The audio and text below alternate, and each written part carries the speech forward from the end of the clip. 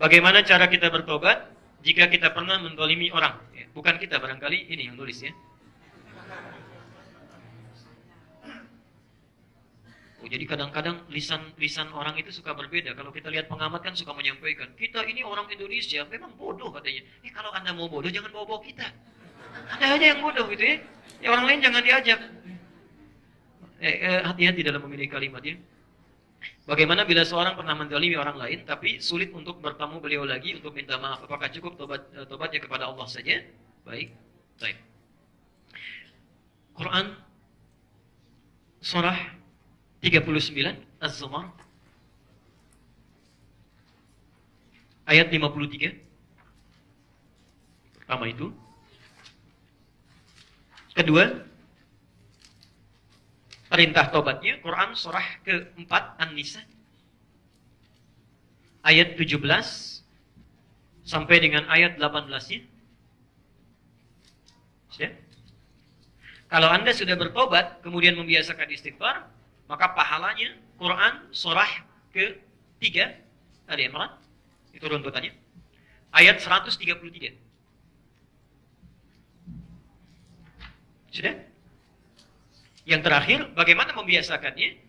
Quran surah ke-51 ayat 18. Ayat 18. Masya Allah. Pelan-pelan. Ya. Saya mulai dari ayat yang pertama. Nanti sambil mengulang Bu ya. Dari ayat yang pertama. Quran surah Az-Zumar, Quran surah 39 ayat 53. Perhatikan kalimatnya. Qul ya ibadiyalladzina asrafu ala anfusihim la taknatu min rahmatillah. Insyaallah. Ada ayatnya? Katakan Muhammad pada hamba-hambaku yang sudah bergelimang dengan dosa. Bergelimang dengan dosa. Anda mesti paham dulu sebentar, dosa di Quran itu dibagi 5 tingkatan. 5 tingkatan. Ini yang paling tinggi. Pertama disebut dengan khata, sering saya ungkapkan. Khata'un. Khata itu satu kesalahan, tapi belum tentu ada dosanya. Dia salah, tapi belum tentu berdosa. Misal, alhamdulillah. Salat subuh tadi, ya, jam 4:14. Orang ini datang 4:30 misalnya, salat. Salah tidak? Salah. Yang benar tepat waktu. Ya. Tapi belum tentu dosa. Belum tentu dosa. Barangkali ada hambatan di jalan. Ya. Barangkali bangun kesiangan dan sebagainya. Dia menyalahi kaidah, tapi belum tentu berdosa. Kaidahnya, salat terbaik tunaikan tepat waktu. Ya, tapi karena ada hambatan tertentu, dia tidak bisa menunaikan tepat pada waktunya. Maka dia keliru, tapi belum mengandung dosa. Tidak dosa dia. Ya. Namanya khata'un. Sifat Allah yang memaafkan orang salah, walaupun belum tentu berdosa, itu disebut dengan al-afwu. Al-afwu. Al-afwu. Ya. Dan kita meneladani sifat ini. Ketika ada seseorang meminta maaf misalnya, ya, dia ucapkan, dia punya salah, dia minta maaf. Apa yang diucapkan? Afwan. Afwan. Al-afwu. Orang Maroko mengatakan al-afwu. Ya. Maksudnya, mohon maafkan saya, walaupun belum tentu ada dosanya. Tolong. Ya. Orang ini mengatakan, labas. Ya nggak apa-apa, jangan dipikirkan. Jelas sampai sini? Yang kedua, ada orang memiliki kesalahan, mengandung dosa, tapi dosanya belum banyak. Ya, belum banyak. Misal, adzan subuh jam 4:14, orang sudah pada sholat, dia olahraga dulu misalnya. Sengaja mengabaikan sholat, mau olahraga dulu. Ya, salah tidak? Dosa tidak? Dosa. Ya, dosa yang seperti ini naik tingkat dari khata'un, menjadi dzambun. Ini Allah memiliki sifat al-afu, afu. Yang ini saking sayangnya Allah, kalau dia mau tobat diberikan ampunan oleh Allah, diampuni. Sifat Allah yang mengampuni orang punya dosa walaupun belum banyak, misalnya dalam tanda petik disebut dengan ghafir. Dan Quran surah Ghafir Al-Mu'min, Quran surah ke-40 ayat 3 itu. Ya. Ghafir dipasangkan dengan dzambun. Ghafiriz dzambi wa qabilit taubi. Allah punya sifat ghafir, menerima taubat orang yang punya dosa ini dzambun. Ya. Jelas ya? Baik. Teruskan. Sudah dia nggak sholat misalnya, pergi dulu olahraga, ngajak orang lain lagi. Yuk, jangan terlalu soleh, nanti kan juga masih ada waktunya, olahraga dulu aja. Bisa. Ya. Salah tidak? Dosa tidak? Dosa, naik lagi dosanya. Naik lagi. Dzunubun. dzunubun. Masya Allah. Pada yang seperti ini pun Allah sangat sayang kalau kamu mau tobat sekalian berdua tobat sini. Maka diturunkan sifat yang ketiga namanya Ghaffar. Quran surat Nuh ayat yang ke-10 itu. Faqultu astaghfiru rabbakum innahu kana ghaffara. Bukan ghafira. Ghaffar. Ini menunjukkan umat Nabi Nuh ini meminta umat yang sudah dosanya mulai banyak, mulai berkumpul. Mulai mencela Nabi Nuh, mulai mengolok-olok dan macam-macam. Kata Nabi Nuh, dosa kalian sudah agak banyak, jangan ditumpuk lagi, cepat sekarang tobat. Allah menerima tobat kalian, dia punya sifat ghafar. Yang keempat, sudah nggak sholat, ngajak orang nggak sholat, dan mengolok-olok orang yang sholat. Dia ajak orang lain, yuk nggak usah sholat. Nah, memang orang-orang itu tuh pengen cari perhatian saja. Jam segini sudah berangkat ke masjid, bisa. Ya. Salah tidak? Dosa tidak? Dan dosanya please, disebut dzunubun ma'al zulmi. Please. Dzunubun ma'al zulmi. Please. Al-Baqarah ayat 114. Quran surah 2 ayat 114. Wa man azlamu mimman mana'a masajidallahi ayyudhkara fiha. Dan siapa dibandingkan orang yang paling zalim, jadi dosa plus punya zalim, sifat zalim. Dibandingkan orang yang mencegah orang lain untuk ibadah di masjid. Jadi ada orang mau taklim diolok-olok, ada orang misalnya mau sholat diperolok-olok, ada orang mau mendekat kepada Allah datang ke masjid, ya direndahkan. Nah itu bukan cuma dosa, tapi dosa plus zalim. Kalau dia mau tobat, Allah turunkan sifat yang keempat, namanya Ghafur. Tapi yang kelima, mohon maaf, sudah ngajak orang lain nggak sholat, dia tidak sholat, mencela orang yang mau sholat, plus mabuk-mabukan juga. Dosa tidak? Dosa. Banyak tidak? Berlebihan tidak? Berlebihan dalam bahasa Arab disebut dengan israf. Israf.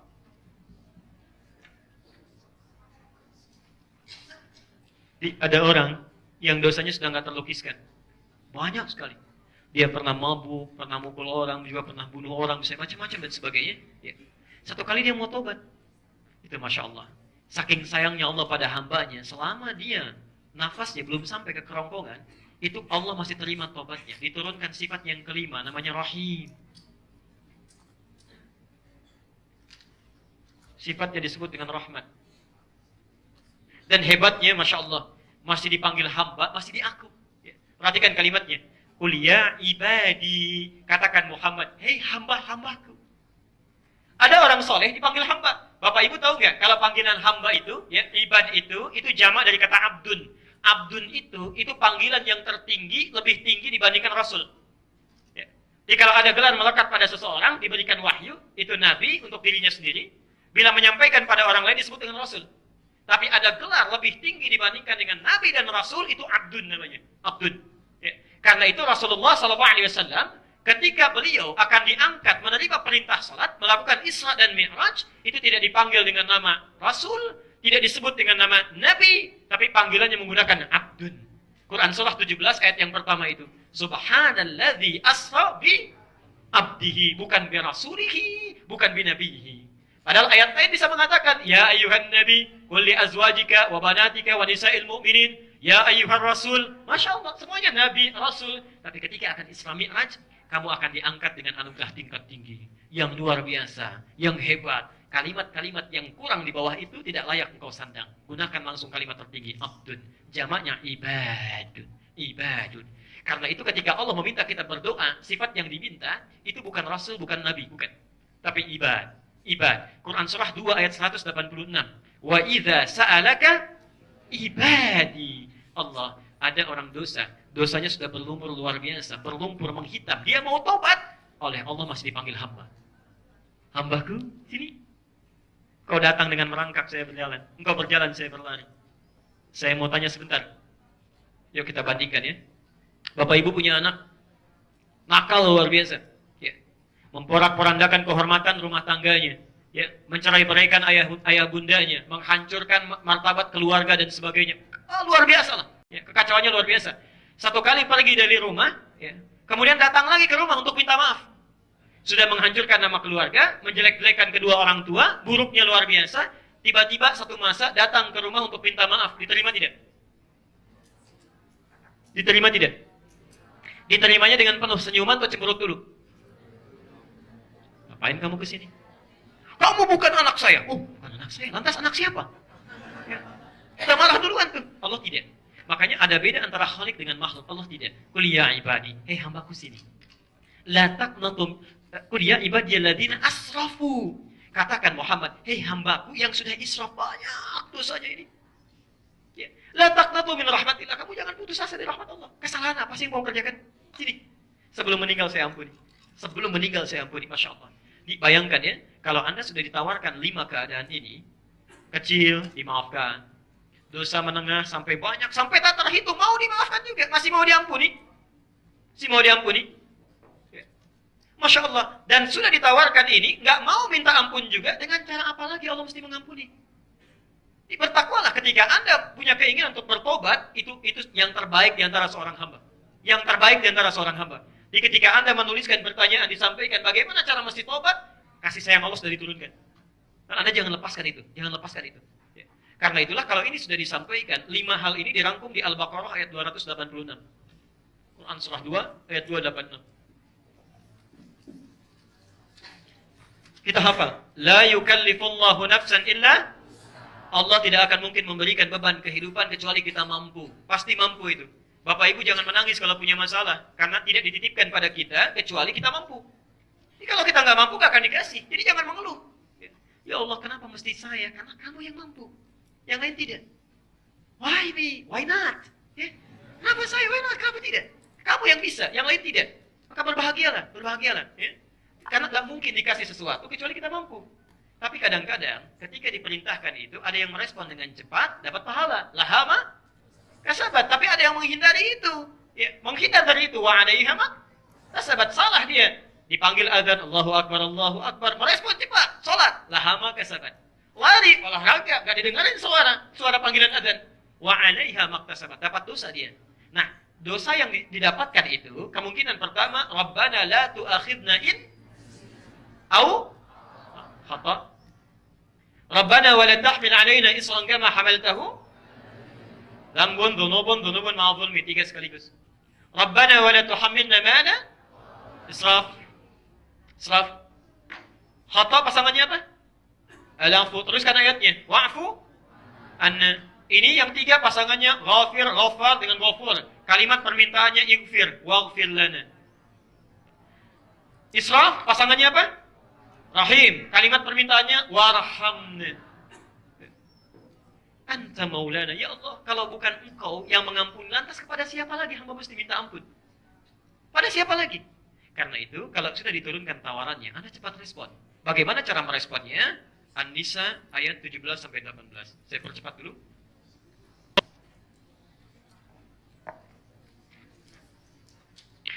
Innamat taubatu lilladzina إنما التوبة على الله للذين يعملون السوء بجهالة ثم يتوبون من قريب. Ada ayatnya? Baik. Sebelah kanan posisi di bawah. إنما التوبة على الله للذين يعملون السوء بجهالة ثم يتوبون من قريب. Ada? Sungguh tobat yang akan diterima oleh Allah adalah tobat dari seseorang yang pernah melakukan satu kesalahan. Dia pernah salah. Yang paling penting gini. Thumma yatubuna min qarib. Kemudian dia terpikir untuk segera bertobat. Masya Allah. Jadi ini menarik ini. Biasanya kalau sudah pakai thumma, nggak ada pakai qarib. Ini agak unik ayatnya ini. Agak unik. Karena manusianya juga unik.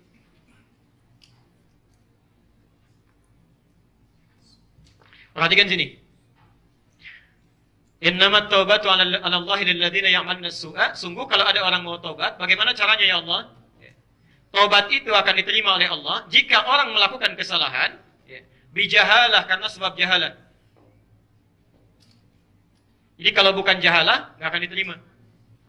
Apa itu jahalah? Maknanya 2. Maaf, 1, jahalah itu dari kata jahlun, artinya tidak tahu, bodoh. Nggak tahu itu salah dikerjakan. Misal, dia nggak tahu daging babi haram misalnya, dimakan.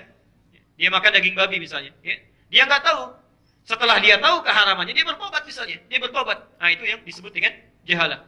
Melakukan perbuatan salah, tapi karena tidak tahu hukum. Baik. Yang kedua, jahalah itu berarti sudah tahu salah, dikerjakan juga. Ya, misal, maaf, bohong salah tidak? Dosa tidak? Tuh, sudah tahu dosa, kok masih bohong juga? Gosip salah tidak? Dosa tidak? Yang kenyang jawabnya, dosa tidak? Sudah tahu dosa, kok masih ditonton juga? Ya kan? Hati-hati. Nah, itu sudah tahu salah, dipegang juga. Ya, sudah tahu salah, dikerjakan juga. Ada air panas, sudah tahu panas, dipegang juga. Nah, itu yang disebut dengan jahalah bagian yang kedua.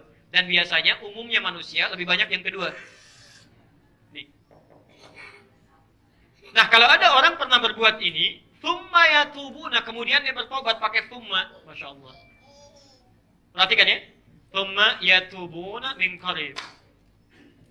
Min qarib. Biasanya begini, kalau ada kata min qarib, ini nggak ada thummanya dalam bahasa Arab. Kalau ada kata thumma, nggak ada kata min qaribnya karena nggak nyambung dalam kalimat biasa, bukan kalimat Quran. Karena thumma itu kalimat perangkai dengan menggunakan jarak. Misal, Dhahaba Muhammadun ila Jami' al-Ihsan thumma Ahmad. Muhammad pergi ke Masjid Al-Ihsan, kemudian Ahmad. Muhammad pergi sekarang, nanti Ahmad menyusul mungkin 3 jam kemudian atau besoknya lagi. Itu thumma. Thumma.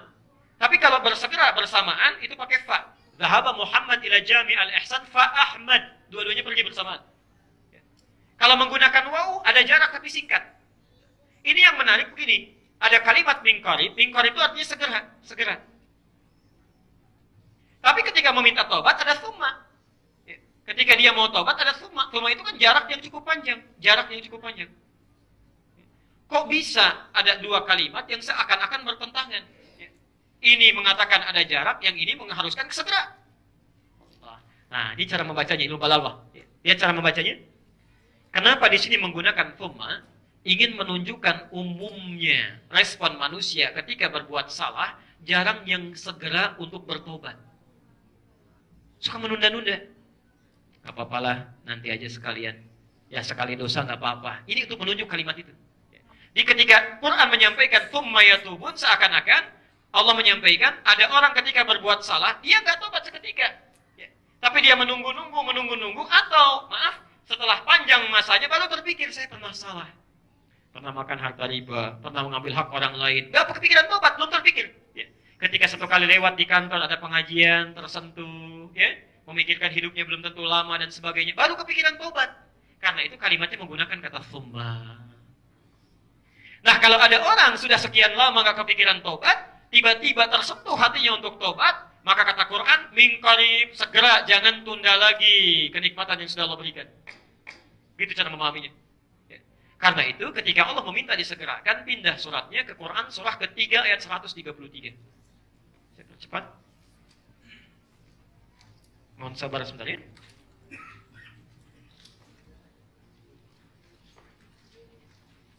Pelan-pelan.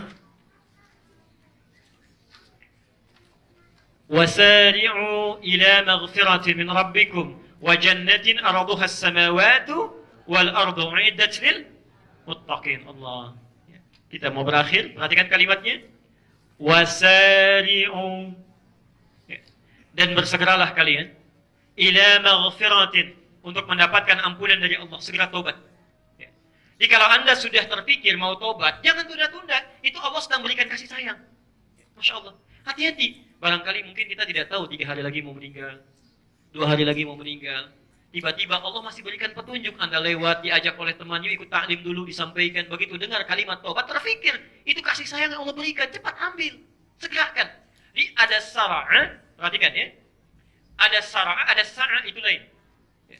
Coba lihat cek yang kalau Anda salat Jumat itu ya. Karena ada ayat di Quran surah ke-62 ayat 9 itu. Ya ayyuhalladzina amanu idza nudiya lis-salati min yaumil jum'ah fas'au ila. Baik, fas'au di situ artinya apa? Dan bersegeralah. Kenapa kok bisa ada kata bertobat menggunakan kata sara'a, wasari'u artinya bersegera, tapi saat salat Jumat kalimatnya menggunakan fas'au, diartikan bersegera. Kok bisa dua kalimat punya arti yang sama? Hati-hati. Kalau Anda mendapatkan kalimat fas'au, bersegera, itu artinya bersegera dengan siap-siap. Ya, dimandi dulu, pakai minyak wangi dulu, siap-siap, baru berangkat, datang di awal waktu. Ya. Makanya ibu saya mohon Bu ya, saya mohon sebesar-besarnya, ini jarang sekali banyak dilakukan oleh keluarga muslim saat ini. Kalau sudah tiba waktu Jumat, Bapak tuh ingatkan Bu, siapkan pakaiannya, minyak wanginya, saat berangkat ibu SMS, titipkan Pak, doa yang paling mustajab di antara dua khutbah, mohonkan untuk keluarga kita, untuk anak-anak kita dan sebagainya, itu luar biasa. Luar biasa. Tapi siapkan perangkatnya, itu bahasa Qurannya fas'au, siapkan dulu, perbaiki dulu penampilannya. Dan Masya Allah, tapi kalau meminta kita tobat, itu kalimat fas'au dihilangkan, diganti dengan wasari'u. Sari'u itu dari kata sara'a, artinya bersegera, jangan diundur-undur walaupun cuma berpikir. Ada orang salah siang hari, pengen tobat diundur, nanti aja lah malam sekalian tobatnya. Anda belum tentu hidup sampai malam hari. Begitu sore meninggal. Bisa terjadi. Karena itu, afwan, ketika Anda terpikir untuk bertobat, segerakan saat itu tobat. Segerakan. Ya. Kapan waktu yang terbaik? Saat merasakan kesalahan, tiba keinginan tobat, segerakan pada saat itu. Apa yang dilakukan? 3 hal. 3 hal. 1, mengakui kesalahan. Mengakui kesalahan. Langsung pada Allah ya, bukan pada orang. Dia bukan datang pada seorang, seorang kiai, seorang siapapun, saya pernah salah begini, saya tobat. Bukan, mengakui pada Allah. Ya. Saya nggak perlu bayar. Ya. Karena ada orang mengakui dosanya kemudian bayar gitu ya. Nah, itu tidak tepat. Ya. Tidak perlu bayar. Jelas? Akui kesalahan. Yang kedua, sesali kesalahan itu. Sesali. Tangisi, ya. Begitu tobat pertama Anda coba menangis. Gak bisa menangis, besoknya tobat lagi, menangis. Gak bisa menangis juga hari ketiga, berusaha menangis lagi. Hari keempat belum bisa nangis juga, nangis lagi terus. Hari kelima belum bisa juga, tangisi diri Anda yang belum bisa menangis terus. Terus. Sampai bisa kita menikmati apa yang kita mohonkan pada Allah. Yang terakhir, yang ketiga, berjanji tidak mengulangi, dan memperbaiki dengan memperbanyak amal soleh. Berjanji tidak mengulangi dan memperbaiki dengan memperbanyak amal saleh. 1, akui. 2, sesali. 3, berjanji tidak mengulangi kembali dan memperbanyak dengan amal saleh. Itu bila terkait dengan Allah langsung. Misal dulu jarang sholat, ya. Misal dulu nggak pernah baca Quran, ya. Macam-macam. Itu 3 hal lakukan. Ya. Bila kemarin misalnya Anda yang jarang-jarang sholat sekarang, orang lain kerjakan fardu, Anda tambah dengan sunnahnya. Ya. Orang lain puasa misalnya Ramadan saja, Anda tambah Senin Kamisnya, puasa Daudnya, macam-macamnya, Masya Allah. Ya. Tapi kalau kesalahan terkait dengan manusia, tambah yang keempat. Meminta maaf dan menyelesaikan urusan yang terkait. Hati-hati ya, Bapak Ibu, hati-hati. Terutama Ibu Bu ya, Saya beri contoh begini. Ada seorang berbuat salah. Ya. Pada orang lain, misal mencela. Sebetulnya, ketika dia mencela si A, sepanjang dia mau minta maaf, itu Allah sudah tutup itu. Ditutup oleh Allah, tidak disebarkan. Ya. Di urusannya antara orang itu dengan orang yang berbuat salah saja. Ya. Jadi kalau orang yang mencela ini mau minta maaf, sepanjang dia tidak menyebarkan, itu akan ditutup oleh Allah. Ya. Sampai dia minta maaf. Ya. Tapi yang jadi masalah kadang-kadang, mohon maaf, sudah tahu salah, disebarkan juga kesalahannya. Misal, ada seorang mencela si A, lalu pencelanya nggak tanggung-tanggung, dicela misalnya di media sosial. Ya. Masya Allah, kelihatannya seperti orang baik, ternyata dia itu tidak seperti yang digambarkan banyak orang. Misal, orang penasaran, siapa sih itu? Sudah panggil orang. Ya. Sebutkan ciri-cirinya, sebutkan begini-begitu, itu tersebar sedunia. Yang jadi masalah, ketika si fulan ini orang baik misalnya, orangnya baik, ya, cepat memaafkan, sebelum diminta pun sudah dimaafkan. Urusan dia memaafkan selesai dengan Allah. Tapi urusan yang mencela kalau belum minta maaf, itu belum selesai dengan Allah. Belum selesai. Yang jadi masalah, ketika si fulan memaafkannya, selesai masalah dengan si fulan. Misal, si A punya salah dengan si B. Ya. Si A menyebarkan. Lalu satu masa, si A minta maaf kepada si B. Nah, kalau diterima pemaafannya itu, dosa si A kepada si B dihapuskan, tapi si A yang telah menyebarkan informasi itu tetap menanggung dosa dari itu. Sepanjang dia tidak merawatnya. Dan biasanya kalau salah sudah menyebar, itu tidak mudah untuk merawatnya itu. Tidak mudah. Makanya jangan sampai mudah sekali kita Maaf ya, maaf sebelumnya, jangan sampai mudah menyebarkan sesuatu yang belum jelas. Bahkan, kalaupun itu terkait dengan kesalahan. Ya. Jelas sampai sini? Baik. Nah, adapun masalah yang terkait seperti utang piutang dan sebagainya, itu mesti diselesaikan dulu. Ya. Tidak lantas minta maaf, utang lunas ya. Nah, belum tentu. Ya, belum tentu. Kalau dia mengiyakan, alhamdulillah. Kalau tidak, ya tetap berlaku. Ya. Baik, yang terakhir, kalau Anda sudah bisa melakukan itu, maka berbahagialah dan tinggal melihat diterima atau tidak. Ciri tobat seseorang diterima, itu umumnya ada dua. Ciri tobat seseorang diterima, umumnya ada dua.